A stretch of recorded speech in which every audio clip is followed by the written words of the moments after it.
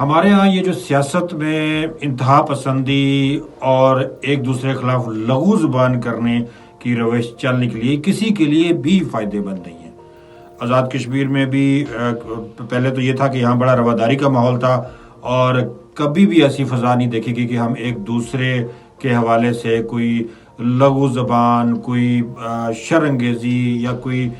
اس طرح کی loose talk کریں۔ لیکن اب کچھ عرصے سے دیکھنے میں آ رہا ہے کہ جو ہے نا حکومت کے لوگوں پہ، دیگر جو ہے نا شخصیات پہ اور جو باعزت پرسنالٹیز ہیں ان کے خلاف جلسوں میں، تقریروں میں جو ہے نا بیہودہ زبان استعمال کرتی ہوئی ہمیں جو ہے نا سنائی دیتی ہے۔ کچھ عرصے سے یہ چلن آزاد کشمیر میں بھی چل پڑا ہے، جو بڑا تشویشناک ہے۔ ہمیں اس جانب غور کرنا ہوگا کہ یہ جو روش، یہ جو روایت ہم نے یہاں پہ ڈالنا شروع کی ہے، اس کا نتیجہ کس جگہ پہ جا کے منتج ہوگا اور کس حد تک یہ چیز خطرناک ہو سکتی ہے۔ سوشل میڈیا پہ جس طرح سے ہم ایک دوسرے کی کردار کشی کرتے ہیں، جس طرح سے ہم ایک دوسرے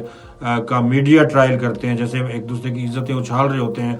ذرا سی سیاسی مخالفت کی وجہ سے، نظریاتی مخالفت کی وجہ سے، تو یہ روش، یہ جو طریقہ کار ہے، یہ یقیناً ہمیں جو ہے نا بڑے خطرناک راستے کی طرف لے کے جائے گا، جس میں کسی کی بھی پھر عزت محفوظ نہیں ہوگی۔ ضرورت اس امر کی ہے کہ ہماری سیاسی جماعتیں، سماجی تنظیمیں، مختلف جو پریشر گروپس آج کل متحرک ہیں،